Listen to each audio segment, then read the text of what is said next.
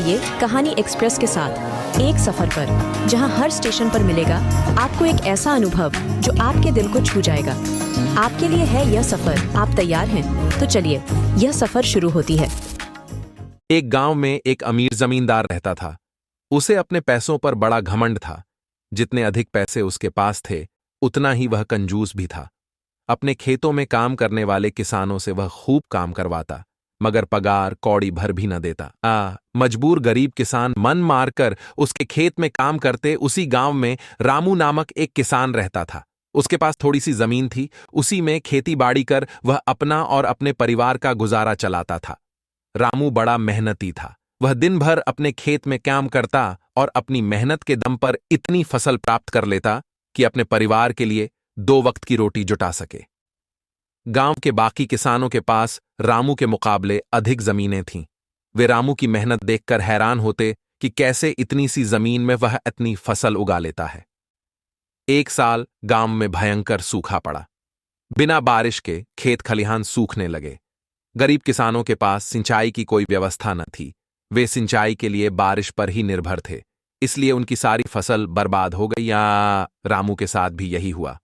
अपने छोटे से खेत में वह किसी तरह अपने परिवार का पालन पोषण कर रहा था। अब उनके सामने भूखों मरने की नौबत आ गई। मजबूरी के कारण वह गांव के जमींदार के पास कर्ज मांगने गया। जमींदार कंजूस तो था। उसने सोचा कि यदि उसने रामू को पैसे दिया तो यह लौटा तो पाएगा नहीं, इसीलिए इसे अपने खेत में काम पर लगा लेता हूं। मेहनती तो यह है ही और मजबूर भी, कम पैसों में दुगुनी मेहनत करवाऊंगा। उसने रामू से कहा, देख रामू, मैं तुझे कर्ज तो दे नहीं सकता, लेकिन तेरी इतनी मदद कर सकते हूं कि तुझे अपने खेत में काम पर रख लूं। तुझे महीने के 1000 रुपए दे दिया करूंगा। पर मालिक, दूसरे किसान तो 2000 पाते हैं। रामू बोला, करना है तो कर, वरना मेरे पास किसानों की कमी नहीं। जमींदार बोला। मजबूर रामू क्या करती, हामी भरकर घर लौट आया। अगले दिन से जमींदार के खेत में काम करने लगा। मेहनती तो वह था ही। वह खूब मेहनत और लगन से काम करता। उसने 4 महीने का काम 2 महीने में ही कर दिया। यह देख जमींदार बहुत खुश हुआ, लेकिन इसके मन में मक्कारी जाग उठी। उसने सोचा कि 4 महीने का काम तो इसने 2 ही महीने में कर दिया। क्यों ना इसे निकाल दूं, इससे मेरे 2 महीने के पैसे बच जाएंगे। उसने रामू को बुलाया और उसके 2 महीने के पैसे देकर कहा, रामू, ये ले तेरे पैसे, कल से मत आना, अब मुझे तेरी जरूरत नहीं। यह सुनकर रामू परेशान हो गया। बड़ी मुश्किल से उसका घर चल रहा था। अब अपने परिवार का भरण पोषण कैसे करेगा? वह जमींदार के सामने गिड़गिड़ाने लगा कि उसे काम से न निकाले, लेकिन जमींदार ने उसकी एक न सुनी और उसे काम से निकाल दिया। रामू आंखों में आंसू लेकर घर लौटा। चिंता से रात भर उसे नींद नहीं आई। सुबह उठकर उसने फैसला किया कि वह फिर से जमींदार के पास जाएगा और उससे विनती करेगा कि उसे वापस काम पर रख ले। वह जमींदार के घर के सामने जाकर बैठ गया। अब से रोज यही क्रम चलने लगा। रामू रोज जमींदार के घर के सामने जाकर बैठ जाता और जमींदार उसे भगा देता। पूरे गांव में इस बात की चर्चा होने लगी। सब जमींदार को भला बुरा कहने लगे। तंग आकर जमींदार ने सोचा कि क्यों ना कुछ दिन परिवार सहित दूसरे गांव चला जाऊं। मुझे घर पर न देख कर रामू यहां आना बंद कर देगा। अगले दिन वह परिवार सहित दूसरे गांव अपने रिश्तेदार के घर चला गया। 10-15 दिन रिश्तेदार के घर रहने के बाद जब वह अपने घर लौटा तो मोहन को अपने घर के सामने बैठा नहीं पाया। वह मन ही मन खुश हुआ कि चलो, उससे पीछा छूटा, लेकिन वह चकित भी हुआ कि आखिर रामू ने आना बंद क्यों कर दिया। उसने गांव वालों को बुलाकर पूछा तो पता चला कि रामू घायल है और अपने घर पर पड़ा हुआ है। जमींदार ने पूछा, क्या हुआ उसे? एक जमींदार ने कहा, मालिक, आज जब दूसरे गांव चले गए थे तब भी रामू आपके घर के सामने बैठा रहता था। एक दिन आपका खाली घर देखकर कुछ चोर चोरी करने के इरादे से आपके घर में घुसे, लेकिन वे रामू की नजर में आ गए। रामू अपनी जान की परवाह न कर उनसे उलझ गया और उन्हें भगा दिया। उनके बीच हुई हाथपाई के कारण रामू घायल हो गया। ये जानकर जमींदार को खुद पर शर्म आने लगी कि उसने रामू के साथ कितना बुरा किया, लेकिन इसके बाद भी रामू उसके घर चोरी होने से बचाने के लिए चोरों से उलझ गया। वह पछताने लगा। उसने रामू के घर जाने का फैसला किया। वह रामू के घर पहुंचा तो देखा कि रामू बड़ी दयनीय अवस्था में चारपाई पर पड़ा हुआ है उसके बच्चे भूख से बिलख रहे हैं।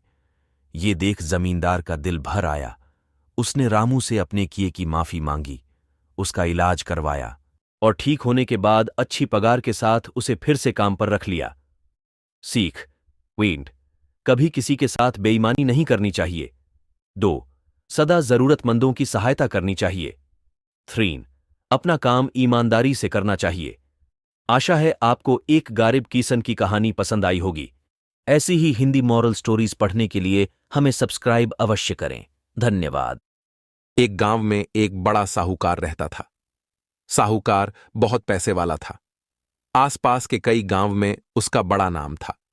लेकिन इस साहूकार को अपने पैसों का, अपने रुतबे का और अपने नाम का बड़ा ही घमंड था।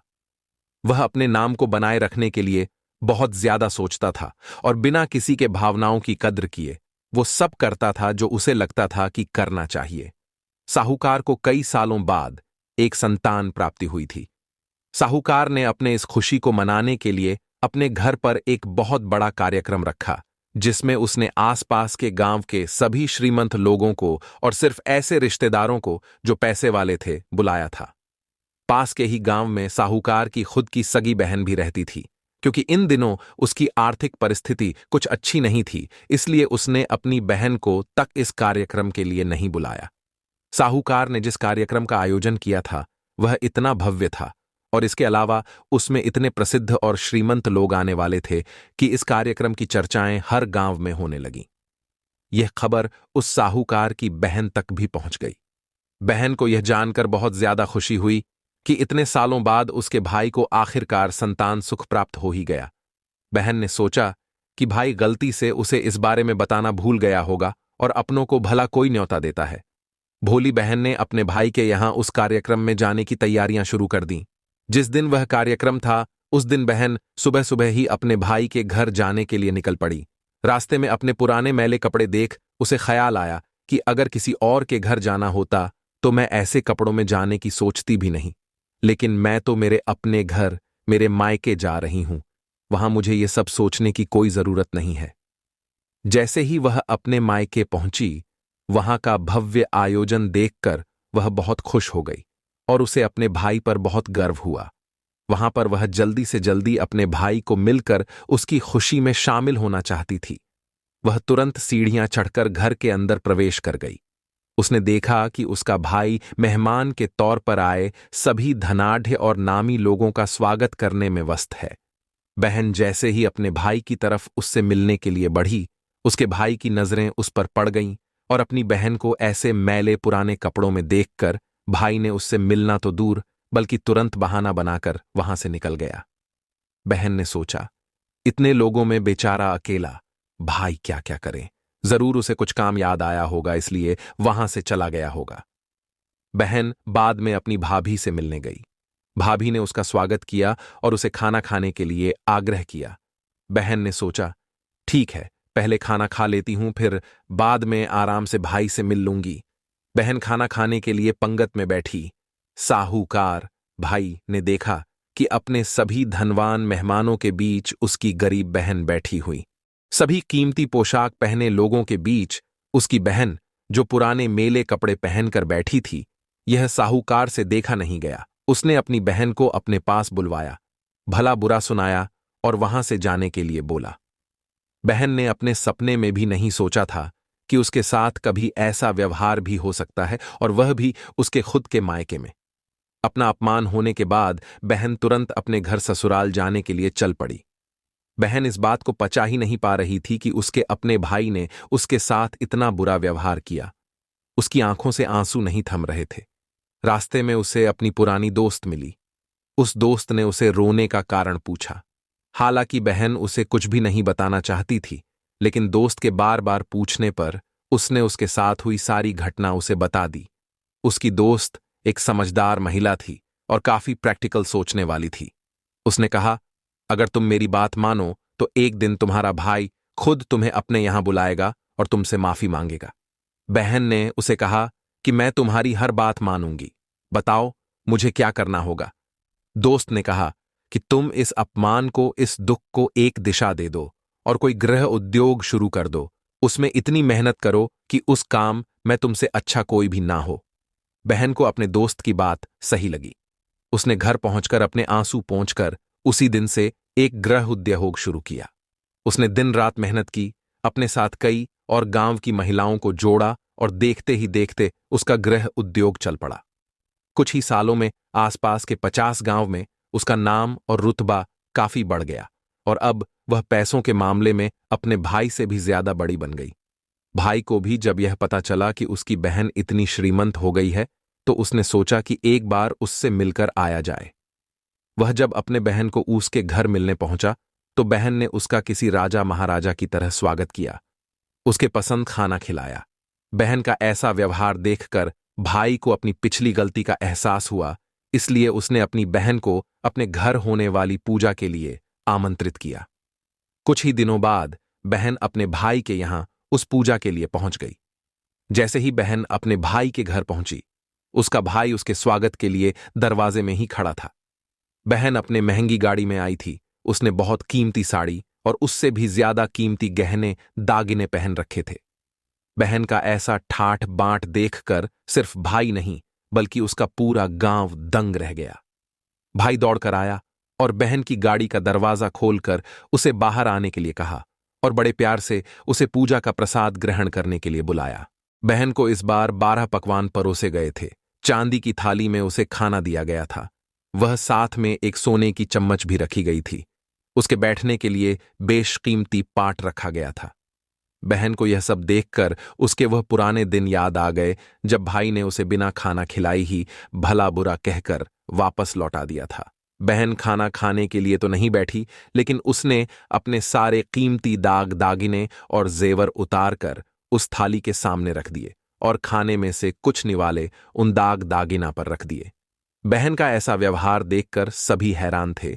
किसी को नहीं समझ में आ रहा था कि बहन ऐसा क्यों कर रही है। आखिर वह क्यों उन जेवरों को खाना खिला रही है? जब सभी ने उससे पूछा कि वह क्यों ऐसा कर रही है, तब बहन ने सबके सामने बताया कि आज जो उसका इतना मान सम्मान हो रहा है वह दरअसल उसका नहीं, उसके इन्हीं कीमती दाग दागिनों और कपड़ों का हो रहा है। क्योंकि मैं तो अभी भी वही पुरानी साहूकार की बहन ही हूं। अगर कुछ बदला है तो वह मेरी परिस्थिति है, मेरे कपड़े और गहने हैं। भाई ने अपनी गलती का एहसास होने पर इस बार अपनी बहन के पैर पकड़कर माफी मांगी। बहन जो पहले भी अपने भाई से निस्वार्थ प्रेम करती थी, उसने अपने भाई को माफ कर दिया और उसे गले से लगा लिया। दोस्तों, पैसे सिर्फ हमारे जीवन को सरल बनाने के लिए है, जबकि रिश्ते जीवन में मिले किसी वरदान की तरह है अगर उन्हें सच्चे मन से और निस्वार्थ भाव से निभाए जाए। पैसे खर्च हो जाए तो आप बाद में भी कमा सकते हैं, मगर रिश्ते खर्च हो जाए, टूट जाए तो दुनिया का सारा धन भी आपको उन्हें वापस नहीं दिला सकता। दोस्तों, उम्मीद करता हूं मतलब का रिश्ता, दिल छूने वाली कहानी, हार्ट टचिंग स्टोरी आपके भी दिल को छूने में कामयाब रही होगी। पूरी कहानी पढ़ने के लिए आपका धन्यवाद। सब्सक्राइब करें कहानी एक्सप्रेस को और भी रोचक कहानियां सुनने के लिए।